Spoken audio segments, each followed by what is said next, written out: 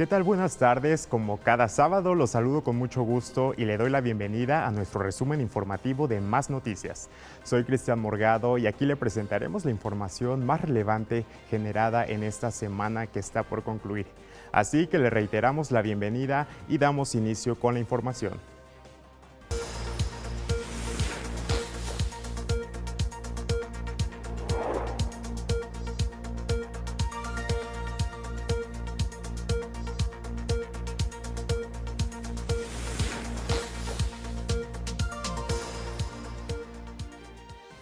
El presidente Andrés Manuel López Obrador dio a conocer el plan contra la inflación y señaló que no tendrá medidas coercitivas ni control de precios, sino acuerdos para garantizar que la canasta básica de alimentos tenga un precio justo.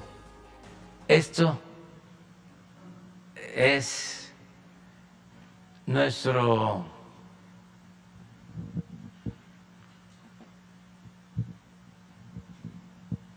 desafío. Inflación. En los últimos tiempos se nos subió inflación más que en lo más alto de Peña, que fue 6.77. Espero que sea transitorio. Depende de muchos factores externos que se originaron con la pandemia. Toda la afectación a la actividad productiva, los incrementos de precio. Y esta semana estuvo marcada por las diversas actividades que realizó el gobernador del estado, Cuitláhuac García Jiménez. Aquí le presentamos toda la información. Veracruz siempre ha dado batalla para defender la soberanía de México y ha sido escenario de acontecimientos con los que se han defendido las transformaciones del país. Fue el caso de la batalla del 5 de mayo de 1862, cuando el ejército republicano hizo frente a la invasión francesa.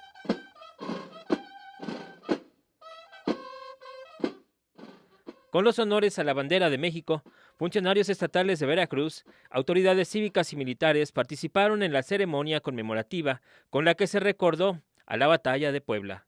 Ante la inminente llegada de los batallones europeos a las costas mexicanas, el gobierno del ilustre Ignacio de la Llave, en acuerdo con el presidente, decidió enviar la artillería del puerto de Veracruz y de San Juan de Ulúa al interior del país, para servir de defensa de la patria ante el avance francés.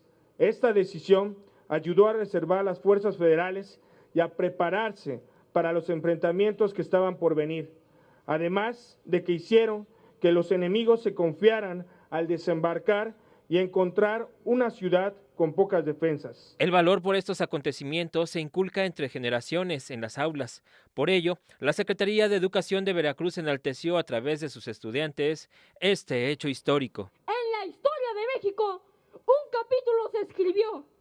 Con heroísmo y pasión, Zaragoza, Loreto, cuidó. Ante el Segundo Imperio, también en Guadalupe, la patria enaltecieron. Esta ceremonia se realizó en la explanada del... Recordemos que entró el huracán y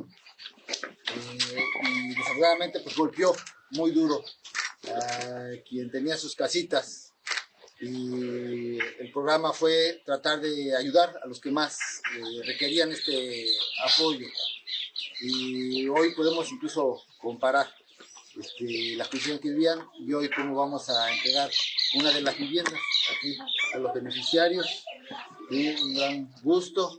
Estamos apoyando acá en la zona donde más se necesita nuestro apoyo. Es una bienvenida que ustedes visiten aquí nuestro sector Calvario, que ningún gobierno había hecho esto. Esto es historia. Esto es una cuarta transformación que se está viendo. En más información, el órgano de fiscalización superior prepara denuncias penales en contra de 6 ayuntamientos y una dependencia estatal del gobierno yunista que intentaron deslindarse de un daño patrimonial con documentos apócrifos. Luego de explicar que en las auditorías de las cuentas públicas del 2022 se revisará si el gobierno del estado y los ayuntamientos destinaron recursos públicos para la promoción de la revocación de mandato al presidente de la República, Andrés Manuel López Obrador, la auditora general del órgano de fiscalización superior en Veracruz, Delia González Cobos, advierte que en caso de detectar irregularidades, omisiones o excesos por parte de algún funcionario, se actuará en apego a la ley. Todo el ingreso y todo el gasto. Revisamos lo que se recibe y lo que se ejerce. Y en el caso de la consulta estaríamos revisando lo que se hubiera gastado por parte del Estado y de los municipios en esa materia, pero como fue este año apenas, nos corresponderá revisar hasta el siguiente. La auditora general de Veracruz dijo que será hasta la revisión de la cuenta pública del 2022 en el 2023 cuando se concluya si hubo o no irregularidades, ya que en la fiscalización superior de las cuentas públicas se revisa todo el ingreso y el gasto del gobierno del estado, de los ayuntamientos y de los órganos autónomos. La Ley Federal de Revocación de Mandato prohíbe el uso de recursos públicos para la recolección de firmas de apoyo, así como con fines de promoción y propaganda relacionados con los procesos de este ejercicio democrático. Y aunque algunos representantes de partidos políticos han señalado desvíos, ninguno ha presentado una denuncia formal. Leticia Silva, RTV, Más Noticias. Es momento de conocer la información más importante generada en la zona sur de Veracruz. Para ello me enlazo hasta Coatzacoalcos, donde ya se encuentran listos con todos los detalles. Adelante. ¿Qué tal? Un gusto saludarte desde Coatzacoalcos, en donde en esta semana quedó conformado el Cabildo Infantil, cuya finalidad fue conocer las inquietudes que tienen los niños acerca de su entorno, de lo que sucede en este municipio. Pero a continuación, los detalles. Un total de 15 estudiantes conformaron la sesión de cabildo celebrada en Coatzacoalcos como parte de los festejos a los niños del municipio. 14 infantes representaron al presidente municipal y a los 13 regidores de la comuna porteña, y una más fungió como la secretaria infantil. Para el alcalde Amado Cruz Malpica, las propuestas presentadas por el cabildo infantil coinciden con varias de las preocupaciones y ocupaciones que tiene el gobierno local. Los mismos temas que el cabildo adulto, por la seguridad, por el alumbrado, por el saneamiento de las aguas, por los talleres, por la inclusión de discapacitados, por la reforestación de la ciudad, por la atención a quienes tienen un proceso cultural distinto al nuestro, los núcleos indígenas que afortunadamente todavía tenemos muchos en el país y muy importantes. Por más de una hora fueron escuchadas las 13 propuestas de los niños, que además de abordar problemáticas sociales actuales, incluyeron posibles soluciones. La verdad es que me parece un cabildo extraordinariamente maduro para la edad de los participantes. Yo la verdad es que lo he disfrutado mucho porque además le refresca a uno el alma. El cabildo infantil fue conformado por alumnos de nivel primaria dentro de una convocatoria que tuvo la inscripción de casi un centenar de niños con calificaciones que oscilan entre el 9 y 10. Tonantzin Zapata, RTV, Más Noticias. Y fue así como estudiantes de primaria presentaron 13 propuestas en este cabildo infantil que va a estar sesionando durante todo este 2022, precisamente para conocer qué es lo que piensan los niños y sobre todo las posibles soluciones que podría haber en temas que, como mencionaba el alcalde de Coatzacoalcos, también son de interés para el propio cabildo porteño. Regreso contigo. Como en cada ocasión, te agradezco la información que nos compartes. Nosotros seguiremos muy al pendiente de lo que sucede allá en la zona sur de Veracruz, en Coatzacoalcos. Y le comento que con la llegada de la planta Constellation Brands al municipio de Veracruz, el sector de la construcción espera recuperar la caída que tuvo a causa de la pandemia de COVID-19. De acuerdo con Tomás Tejeda Martínez, representante estatal de la Confederación Revolucionaria de Obreros y Campesinos, la industria se desplomó en los últimos 2 años, orillando a los trabajadores del sector a emigrar a otras entidades e incluso a Estados Unidos. Ya tuvimos un acercamiento con el representante de Constellation Brands. De hecho, la próxima semana vamos a generar una reunión y yo espero que no pasando de este mes podamos tener aquí, como el día de hoy, a la gente, a los representantes de Constellation para que puedan platicarnos de sus programas de inversión. ¿Hay garantía de que el empleo se quede en mano de obra veracruzana para Constellation? Yo te digo que los eventos como el día de hoy, en que nos podamos manifestar unidos y fuertes y un solo frente común entre la mano de obra y los empresarios, nos dan mucho positivismo para pensar que sí podemos con la obra que viene para acá y que no necesitamos empresas de fuera. Y vamos ahora con la información más relevante generada en la zona conurbada Veracruz, Boca del Río. Muy buenas tardes y adelante con los detalles.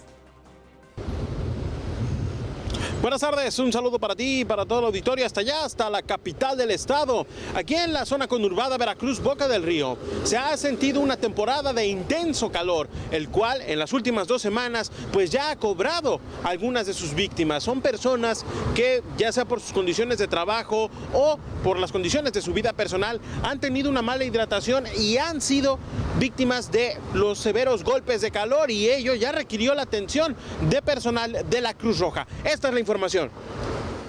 Bueno, aproximadamente en estas 2 semanas llevamos un aproximado de 4 atenciones por golpe de calor.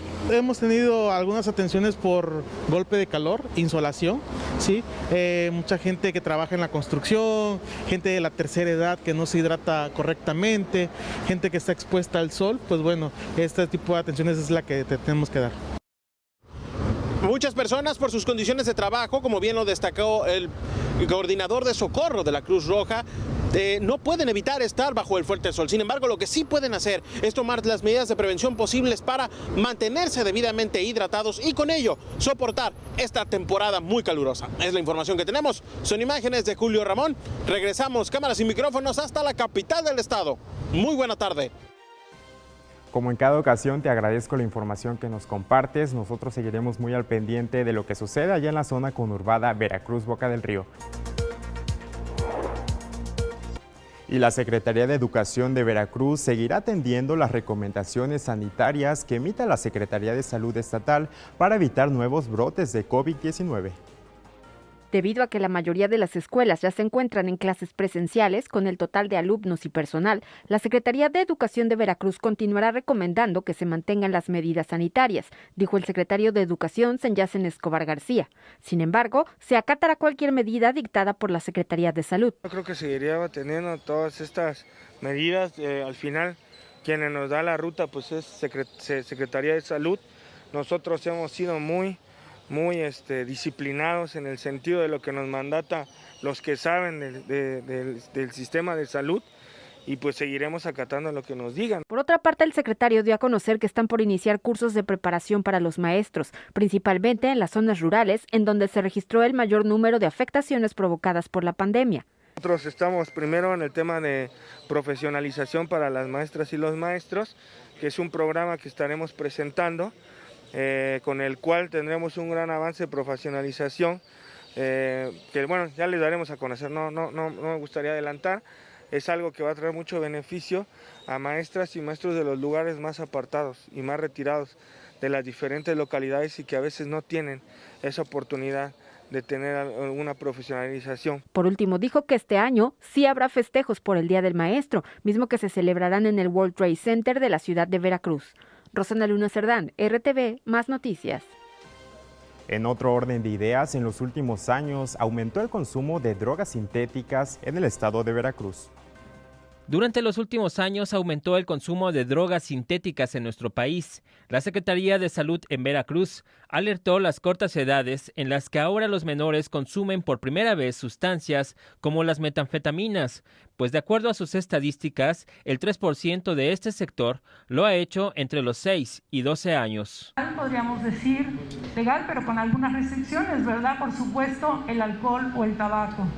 E ilegal, pues tenemos el ejemplo de la marihuana, la cocaína y sobre todo ahora en la problemática con las metanfetaminas, que lo vamos a ver en la siguiente. Pero bueno, en la primaria el 3% de los niños ya han consumido alguna vez alguna droga. Y es donde tenemos que hacer, unificarnos todos para trabajar juntos por cambiar a lo mejor ese chip, ¿no? los niños y los adolescentes ni una sola gota de alcohol. Fenómenos como la desintegración familiar y el confinamiento y ansiedad a consecuencia de la pandemia por COVID-19 aumentaron de manera gradual las cifras por consumo de alguna sustancia adictiva durante el 2021 y el 2022. Si de por sí va en aumento el efecto post-pandemia o transpandemia que todavía estamos viviendo, pues ha impactado duramente en la salud mental, sobre todo de los niños y adolescentes, que la asimilan de una manera muy distinta a como lo hacemos nosotros. Tristemente eso también conlleva aumento de casos de violencia intrafamiliar, violencia contra los niños, contra las mujeres, etc.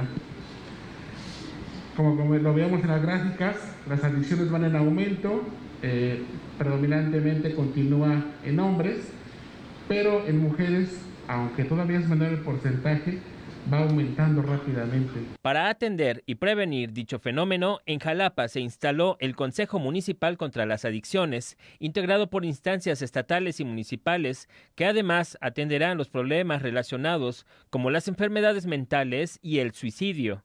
Con la conducción, la orientación, el impulso de las direcciones, del sector salud y de los compañeras y compañeros ediles, se instala este consejo. Enhorabuena. Seguramente vamos a trabajar de la mano, en conjunto, con una labor tan importante, y estará esta administración municipal atentos a contribuir de forma seria, frontal y desde luego en coordinación para que estos trabajos se lleven a buen puerto. Si bien son los estados del norte del país donde se registra el mayor aumento del consumo de drogas, en Veracruz se han reforzado las acciones de atención y prevención con políticas estatales a través de la Estrategia Nacional de la Prevención de las Adicciones y del Suicidio y mediante las 17 unidades médicas especializadas en adicciones. Héctor Juans, RTV Más Noticias. En esta ocasión, en nuestra sección diversa, le vamos a presentar un tema muy interesante, ya que durante el tiempo de confinamiento que duró la pandemia, los problemas de salud mental aumentaron considerablemente. Por ello, Guillermo Muñoz entrevistó al director del Instituto Veracruzano de Salud Mental y aquí le presentamos la entrevista. Muchas gracias. ¿Qué tal? Me encuentro con el director del Instituto Veracruzano de Salud Mental, Víctor Manuel Villanueva. ¿Qué tal? Muy buenas tardes. Bueno, vamos a hablar un poco sobre el suicidio y la prevención, precisamente. ¿Cuáles serían, digamos, los síntomas o cómo detectar que una persona es probable o que tiene intención de suicidarse? Punto uno y más importante es la desesperanza. Cualquier persona que ya siente que no tiene soluciones, que no vale la pena vivir, es el principal dato. Aunque, de acuerdo al grupo de edad, también puede haber otros síntomas de alarma, pérdida del placer de las cosas que antes nos gustaban, que es lo que nosotros llamamos anedonia, irritabilidad en adolescentes y niños, tristeza también en todos estos grupos. Hay también síntomas psicóticos que se pueden asociar a una cuestión suicida. Y algo que se ha visto mucho y estudiado desde principios del siglo pasado es también la imitación que algunas personas podemos tener hacia el suicidio.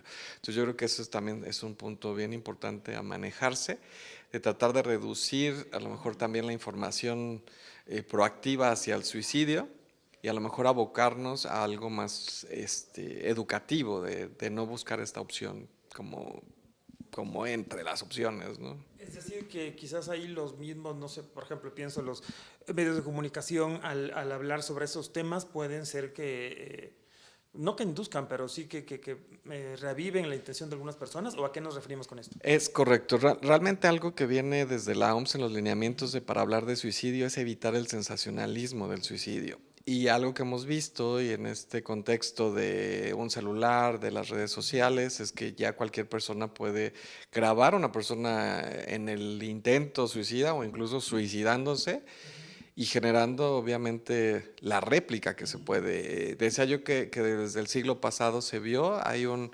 libro de Geder que tiene que ver con muertes como pasional.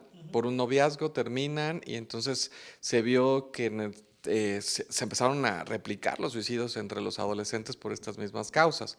Lo mismo aquí tuvimos en San Juan Evangelista, aquí en Veracruz, hace un par de años, donde se vio que como hacían un homenaje al suicidio, pues la mayoría de los adolescentes y personas también querían esa misma importancia hacia el suicidio. Entonces creo que sí, en lugar a lo mejor de evitar este sensacionalismo, sabemos que ya ahorita cualquiera, y perdón, exacto, puede ser periodista. Alguna vez alguien me decía, bueno, yo como persona que voy viendo que se van a suicidar, ¿qué hago? Yo digo, yo creo que ponerme a las órdenes de quien esté comandando la situación de rescate y hasta ahí, pero lo menos que puedes hacer es una cuestión de estar grabando, ¿no? Porque por humanidad yo creo que si fuera alguien de tu familia, por empatía, pues no te gustaría que se viera eso, ¿no? En México y particularmente Veracruz, ¿cómo estamos en cuanto a las cifras? ¿Cuál es la tendencia? Estadísticamente en Veracruz no estamos altos. Lo que sí es que creo que de unos meses para acá se ha visto más suicidio mencionado en notas periodísticas. Incluso digo algo que me brincó fue esta persona migrante que se subió a la iglesia de San José, que hicieron memes de Spider-Man y todo el rollo, y que incluso esa situación parecía un poquito más manipuladora, de bueno, llamo la atención, me ayudan y resuelvo mi problema. Entonces creo que son las cosas que tenemos que evitar, y al contrario, o sea, algo que nos menciona la OMS es poder interrogar a gente que a lo mejor ya tuvo un intento previo, a las familias que han tenido pérdidas, y obviamente a profesionales que podamos dar información hacia que el suicidio no es la mejor opción. Finalmente, en efecto, si ya detecta que un amigo o un familiar tiene esos síntomas, esas características, ¿cuál es el siguiente paso? ¿Qué hacer? Es comentarle a algún familiar responsable, que en caso adolescentes son los que más se suicidan, entonces sí tenemos que tener un adulto responsable. Si los mismos adultos no me funcionan, pues buscar una institución que me respalde legalmente para poder dar atención. Y a veces lo que hace falta solamente es comunicación. La OMS nos dio un mensaje hace 2 años, si no estoy mal, que con 40 segundos al día para platicar con tu gente que quieres es más que suficiente para evitar un suicidio. Y esto va relacionado a que mencionaban que cada 40 segundos del día una persona intenta suicidarse. Entonces sí, no es tan complicado el poder prevenirlo, pero es la comunicación. Los adolescentes realmente están perdiendo mucha comunicación con adultos, y como ahorita que estamos viviendo el retorno de la pandemia, apenas estamos retomando la comunicación con pares, que eso también es en el desarrollo normal es algo prioritario. Y finalmente el siguiente paso sería entonces la atención con el especialista. Sí, que sería desde psicología, y ya en su caso, si fuera alguna situación severa o que evolucionara no correctamente, pues ya a lo mejor apoyo de algún psicofármaco, sin caer en el estigma de los medicamentos. Perfecto. Pues muchas gracias, doctor. Bueno, esta es la información, precisamente la importancia de prevenir el suicidio. Hasta aquí mi reporte y bueno, regresamos contigo al estudio. Y antes de despedirnos, es momento de conocer la información más relevante a cargo de mi compañero Elian Borromeo. Elian, te saludo con mucho gusto y adelante con la información deportiva. Muchas gracias. Hoy en nuestra sección deportiva hablaremos de cosas curiosas y datos que no conocías del fútbol. Acompáñenme.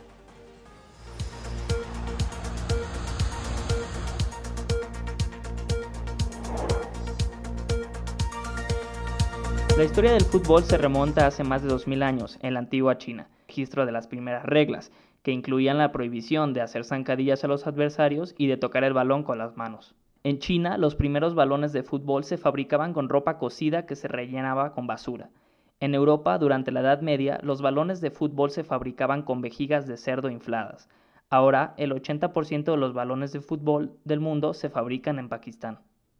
A los 36 años, Charles Goodyear descubrió y patentó el caucho vulcanizado, con el que en 1855 diseñó y fabricó el primer balón de fútbol moderno. El 24 de octubre de 1857, Nathaniel Creswick y William Press redactaron el acta funcional del primer club de fútbol de la historia y formaron el Sheffield Football Club. ¿Sabías que practican el fútbol unas 270 millones de personas? ¿Aún crees que Maracaná es el estadio más grande del mundo? Error. Ese honor lo tiene el estadio Rungrado 1 de Mayo. Está situado en la ciudad de Pyongyang, Corea del Norte, y cuenta con una capacidad para 114,000 espectadores. El futbolista con más seguidores en Instagram es seguro que te la sabías, Cristiano Ronaldo. Tiene nada menos que 328 millones de seguidores. La mayor goleada en un partido internacional ascendió a la escandalosa cifra de 31-0 en el partido que enfrentó a la selección de Australia contra Samoa Americana. 13 de esos goles fueron marcados por el mismo jugador, Archie Thompson, que consiguió el título de máximo goleador en un solo partido. Otro dato que de seguro no sabías es que Neil Armstrong quería llevar un balón de fútbol a la Luna, pero la NASA no le dejó. Eso fue todo por hoy. Elian Borromeo para RTV Más Noticias. Hasta la próxima. Elian, como en cada ocasión te agradezco la información deportiva que nos compartes, muy interesante la historia del deporte que nos presentaste en este sábado. Por mi parte ha sido todo. A nombre de la producción le agradecemos habernos permitido acompañarle y por supuesto lo invitamos a que continúe en la señal de Radio Televisión de Veracruz. Soy Cristian Morgado, gracias y hasta la próxima.